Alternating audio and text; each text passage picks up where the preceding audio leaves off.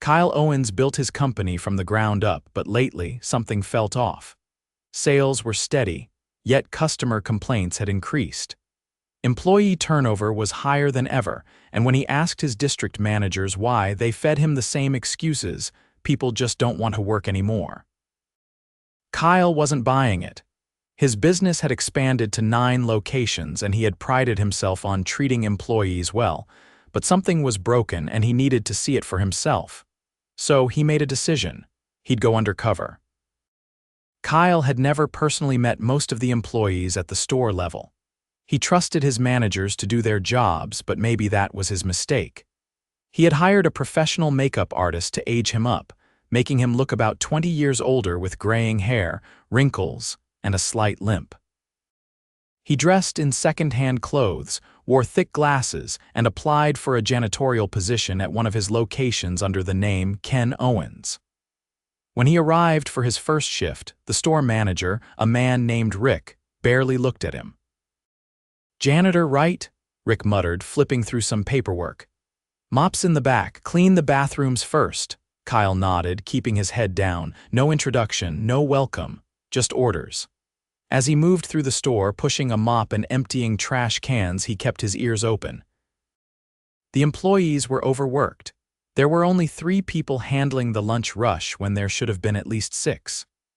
A young cashier, Brianna, looked exhausted as she rang up customers, while a cook in the back named Lewis was sweating heavily from trying to handle all the orders alone. "Rick, we need another person on the line," Brianna called. Rick rolled his eyes from his perch near the register, sipping a soda. "Figure it out." Kyle clenched his jaw. That was the first red flag. An hour later, he took a break in the employee cafeteria. He grabbed a simple sandwich from the vending machine and sat at a corner table alone. Employees came in and out, chatting with each other. No one paid him any attention. Then, someone did. An older janitor, probably in his late 50s, walked in, carrying his lunch in a paper bag. He scanned the room, then approached Kyle's table. "Mind if I sit?" he asked, his voice kind. Kyle shook his head. "Go ahead." The man sat down and unwrapped his sandwich. He took a bite, then glanced at Kyle's uniform. "New guy," Kyle nodded. "Yeah. Just started today." "I'm George," the janitor said, offering a handshake. Kyle shook it. "Been working here for 10 years. Never seen you before. They transfer you from another store." Kyle hesitated, but then nodded. "Something like that." George studied him for a moment, then chuckled. "You don't talk much, huh? That's all right. Just know this place, it's not what it used to be. Used to feel like family, not anymore." That caught Kyle's attention. "What changed?" George sighed. "Management, they stopped caring. Good workers quit. The ones who stay get treated like machines."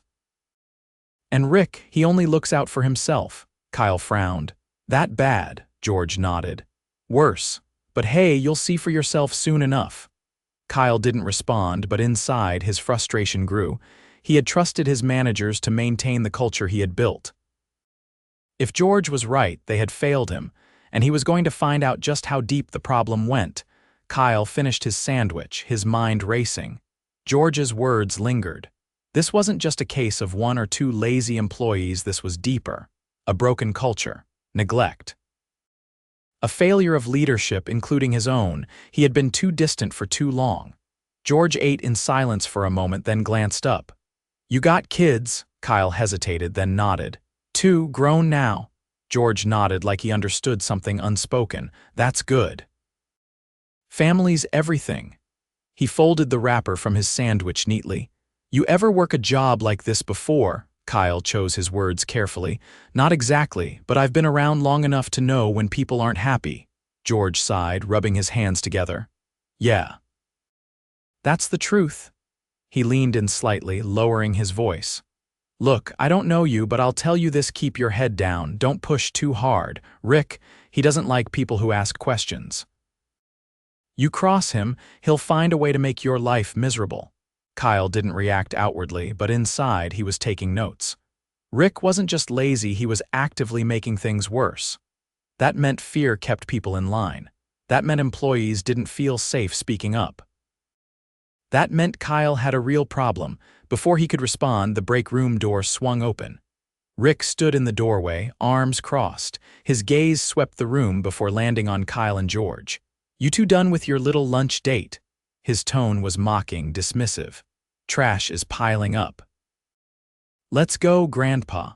George didn't react, just crumpled his paper bag, stood up, and nodded at Kyle before walking out. Kyle followed, gripping the mop handle tighter than necessary. The rest of the shift, he observed everything. Employees worked at a frantic pace, clearly understaffed. Customers waited longer than they should have, growing frustrated. Instead of stepping in to help, Rick stayed near the front, watching but doing nothing. At one point, Brianna, the exhausted cashier, dropped a cup of soda while trying to juggle multiple drink orders. The liquid splashed across the counter and onto the floor. Rick's response was immediate. "Clean that up," he barked without looking away from his phone. Kyle was already moving, mop in hand. As he wiped up the sticky mess, he noticed Brianna's hands shaking slightly as she tried to prepare another drink. "You all right?" he asked quietly. She nodded too quickly. "Yeah, just long day." It was more than that. She was overwhelmed and no one seemed to care. Later in the storage room, he found George wiping down shelves. Kyle leaned against the mop handle. "Tell me more about Rick." George didn't look up. "What's there to tell? He does whatever he wants, cuts hours, then complains when we can't keep up, treats people like dirt. But the higher-ups don't notice or they don't care." Kyle's jaw tightened. "What about you? Why stay?" George wiped his hands on a rag, exhaling slowly. "I got a granddaughter. She's 9. My daughter, her mom, she's between jobs. I help out where I can." "Can't afford to just walk away." Kyle nodded. That was what kept people stuck: responsibility. Fear. A loud crash echoed from the front of the store. Kyle and George exchanged a glance before moving toward the noise. Near the register, Lewis, the cook, was on the floor, gripping his wrist. A tray of food lay scattered beside him. Rick stood over him, arms crossed. "Get up." Lewis winced, trying to push himself up with his good hand. Brianna knelt beside him. "I think he's hurt." Rick scoffed. "He's fine, just clumsy." Kyle stepped forward before he could stop himself. "He should sit down." Rick's eyes snapped to him, narrowing. "Who asked you?" Kyle ignored him and crouched beside Lewis. "What happened?" Lewis swallowed hard. "Burned my wrist earlier, didn't say anything, then I slipped." Kyle glanced at the injury. The skin was red and blistered. "You need to get that looked at," Kyle said. Rick rolled his eyes. "He's not going anywhere, we're already short-staffed." Kyle stood slowly, meeting Rick's gaze. "You'd rather have an injured worker in the kitchen than let him take care of himself." Rick's expression darkened. "You don't get paid to have opinions, janitor." Kyle held his ground. The tension in the room was thick. Employees had stopped what they were doing, watching. Then George stepped forward. "He's right. Lewis needs a break." Rick's lips curled slightly, but before he could respond, a voice cut in. "If he's not getting medical attention, I'm calling corporate." "Brianna." Rick turned on her. "Excuse me?" She stood straight, her voice steadier than before. "You heard me." Kyle saw it then, the moment Rick realized he had lost control of the room. Employees were watching, waiting. Rick scoffed. "Fine, go, but don't expect special treatment when you come back." Lewis didn't wait for permission. He walked toward the back and Brianna followed. Rick turned back to Kyle. "You're on thin ice, old man." Kyle said nothing, but inside he knew. Rick's time was running out. Kyle didn't sleep much that night. He lay in bed, staring at the ceiling of his hotel room, running through everything he had seen. The exhaustion in Brianna's face. The burn on Lewis's wrist. George carrying more weight on his shoulders than anyone should at his age. And Rick, the man who was supposed to be leading, doing nothing but making it worse. He had built this company to be different. Now it was just another place where people dreaded coming to work. The next morning, he arrived early, blending in with the quiet hum of the store as it opened. The air smelled of fresh coffee and fried food. Employees trickled in, rubbing sleep from their eyes, preparing for another long day. George was already at work, wiping down tables in the dining area. Kyle grabbed a rag and started helping. "You don't have to do that," George said, glancing over. "Figured I'd make myself useful," Kyle replied. George nodded, accepting the help. The two worked in silence for a while before George spoke again. "Rick's got it out for you now," he said, keeping his voice low. Kyle met his gaze. "I noticed. He's the type that doesn't forget. You stood up to him yesterday. That means today he's gonna push back." Kyle had no doubt about that. As if on cue, Rick's voice cut through the air from behind them. "Ken, my office, now." Kyle set the rag down and followed him. The office was small, cluttered with paperwork, an old computer, and a stack of unopened supply boxes shoved in the corner. Rick leaned against the desk, arms crossed. "You think you're smart?" Rick asked, eyes cold. Kyle didn't respond. "You've been here, what, 2 days? And already you're sticking your nose where it doesn't belong," Rick continued. "I don't care where you worked before, but in this store I run things, not you." Kyle met his stare evenly. "I wasn't trying to step on toes, just helping where I could," Rick scoffed. "Helping? You embarrassed me in front of my staff." Kyle kept his voice measured. "Lewis was hurt. He needed medical attention." Rick pushed off the desk, taking a step forward. "You don't get to decide that, I do." Kyle held his ground. "And what if he had gotten worse? What if he had passed out in the kitchen? You'd be dealing with more than just an embarrassment." Rick's eyes darkened. "You don't get it, do you? This place runs because I make the tough calls. If I let every little problem slow us down, we'd never get through the day." Kyle studied him. He wasn't just lazy. He believed what he was saying. He thought he was doing what was necessary. Kyle didn't argue. He had seen enough. Rick grabbed a clipboard from the desk and shoved it into Kyle's hands. "You're on bathroom duty all day. Since you like helping so much, you can spend your shift scrubbing toilets." Kyle took the clipboard without a word. The test was obvious. Rick wanted to humiliate him, break him down. But Kyle had built this company from nothing. He wasn't about to be rattled by a man like Rick. He spent the next few hours cleaning, but he didn't stop observing. He saw Brianna handling the morning rush alone again, her movements stiff with exhaustion. Lewis hadn't returned yet. George moved slower than usual, rubbing his lower back when he thought no one was looking. By lunchtime, Kyle had made up his mind. He found Brianna near the soda machine refilling cups. "You okay?" he asked. She startled slightly before nodding. "Yeah, just tired." He waited a beat before speaking again. "Why do you stay?" She hesitated, then sighed. "I don't have a choice. I need the money. College isn't cheap." Kyle nodded. "If you could change one thing about this place, what would it be?" She glanced around, as if making sure no one was listening. "Respect," she said quietly. "No one here feels valued. We work hard, but it never matters. People quit and no one cares. Rick treats us like we're disposable." Kyle felt the weight of her words. He found George next, near the back storage area. "Got a second?" Kyle asked. George wiped his hands on his apron. "What's on your mind?" Kyle hesitated.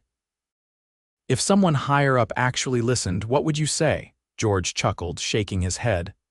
"I'd say it's too late. People like Rick don't change, and the people above him, they don't see what happens down here." Kyle met his gaze. "What if they did?" George studied him for a long moment. "Then I'd tell them to clean house. Get rid of the rot before it spreads any further." Kyle exhaled slowly. It was time. He stepped out of the storage room and walked straight to the front of the store. Employees were scattered around, working, moving quickly. Rick stood near the register, scrolling through his phone. Kyle stopped in the middle of the dining area and pulled off his glasses, then his wig. The room went silent. Rick looked up, confused at first, then his face paled. Brianna gasped. George, standing near the back, dropped the rag he had been holding. Kyle took a deep breath and spoke loud enough for everyone to hear. "I'm Kyle Owens," he said, voice steady, "and this company is mine." The silence in the restaurant was thick. Employees stood frozen, their eyes fixed on Kyle, their boss, the man they had unknowingly worked alongside for days. Rick's grip tightened around his phone, his face shifting from pale shock to something darker. Kyle let the moment stretch, watching the realization settle over the staff. Then he turned his focus to Rick, his voice steady as he spoke. "I've spent the last few days seeing how my company actually runs when I'm not around, and what I saw was unacceptable." Rick's jaw clenched. "This isn't the place for this conversation." Kyle stepped forward, his gaze unwavering. No, Rick, this is exactly the place, right here in front of the people you've been mistreating.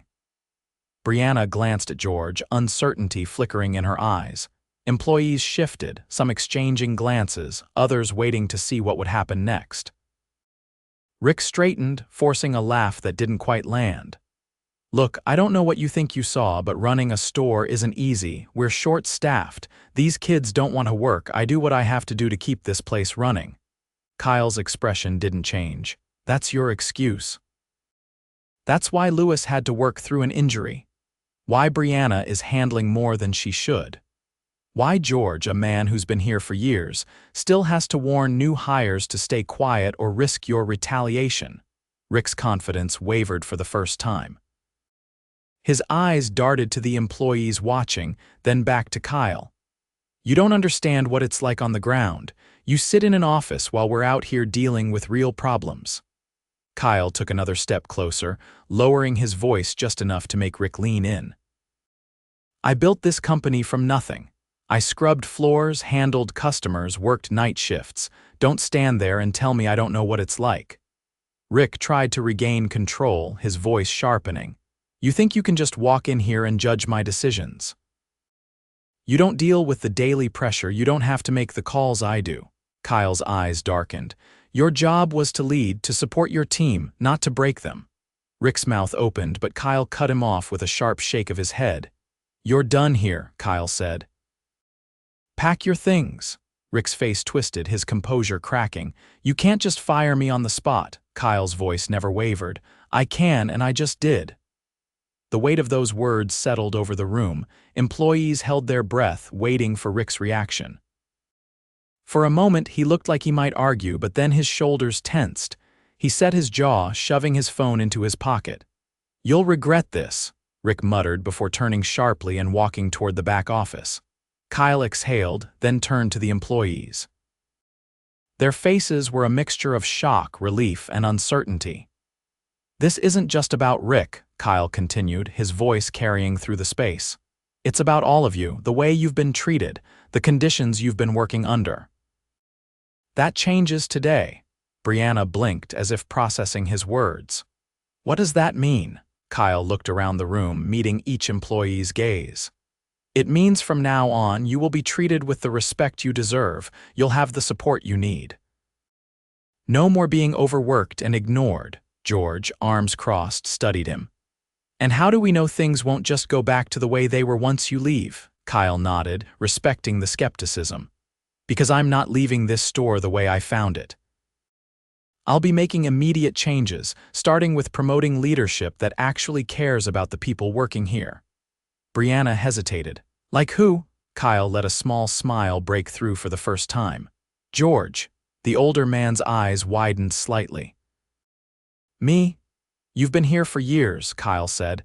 You care about the people here, you know what this place needs. George shook his head. I'm just a janitor. Kyle met his gaze. No, George, you're a leader. You've been watching over this place longer than anyone. It's about time you have the authority to make real changes. The employees murmured among themselves, the energy in the room shifting. George ran a hand over his chin, considering, then he exhaled, nodding slowly. All right, if it means making this place better, I'm in. Kyle turned to Brianna. And you've shown resilience even when things were stacked against you. I want you in a leadership role too. Brianna's lips parted in disbelief. Me? You see the problems firsthand, Kyle said, and you're not afraid to speak up when it matters. That's the kind of leadership this store needs. She swallowed hard, then smiled. I won't let you down, Kyle nodded. I know. Lewis returned just as the conversation settled. His wrist was wrapped in bandages and he looked around, confused by the strange energy in the room. What did I miss? He asked. Brianna grinned. Everything. Kyle turned to the rest of the staff. From now on, things will be different. I'll be implementing changes across all locations, making sure no store is ever run the way this one was again. The employees exchanged looks, a mixture of hope and disbelief. Then, slowly, one by one, they started to clap. It wasn't just about the firing of Rick. It was about the shift, the acknowledgement that they mattered. Kyle looked around, feeling something settle in his chest. He had come undercover to find out what was wrong with his company. Now he was walking away knowing exactly how to fix it. As the applause faded, Kyle took a deep breath, feeling the weight of the moment settle on his shoulders. The employees had seen a glimpse of change, but trust wasn't built in a single afternoon. He had made promises, and now he had to prove he would keep them. He walked toward the back office where Rick was gathering his things. The man was shoving papers into a worn-out briefcase, his movements stiff with anger. Kyle leaned against the doorframe, watching him for a moment before speaking. "You had a choice," Kyle said. "You could have led with integrity. Instead, you used your position to make things easier for yourself and harder for everyone else." Rick didn't look up. "Spare me the lecture. You think replacing me is going to fix everything? Good luck. These people will walk all over you the second you start giving them what they want." Kyle folded his arms. "You never understood leadership. It's not about control, it's about trust, and you lost theirs a long time ago." Rick let out a hollow laugh. "Trust doesn't keep a business running. Hard decisions do." Kyle studied him for a moment. "Hard decisions don't mean mistreating people. You could have built something strong here, but instead you made yourself the problem." Rick slammed his briefcase shut. "You're making a mistake." Kyle didn't break eye contact. "No. The mistake was letting someone like you run this place for as long as I did." Rick picked up his things and brushed past him without another word. The door swung shut behind him, leaving a heavy silence in the office. Kyle exhaled and turned back toward the store. Employees were still standing around, some whispering to one another, others cautiously returning to their work. He needed to reinforce the message. This wasn't just about removing Rick. It was about making real, lasting change. He walked up to George, who was still processing everything. The older man met his gaze, his expression unreadable. "You really meant what you said?" George asked, his voice quieter than before. Kyle nodded. "Every word." George wiped his hands on his apron, thinking, "If I'm stepping into this role, I need to do it right.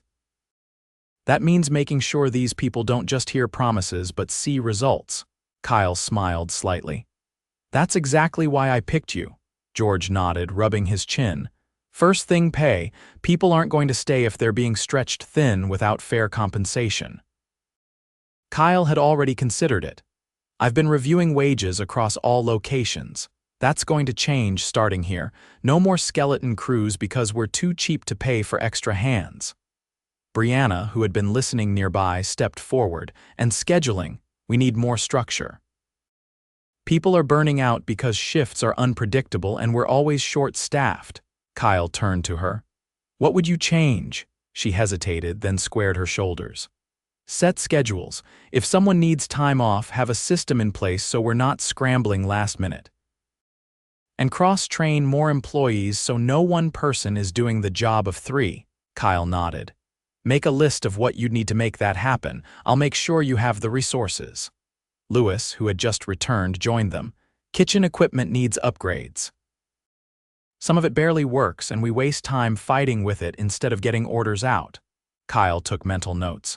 "Send me a full report. If something needs replacing, it gets replaced."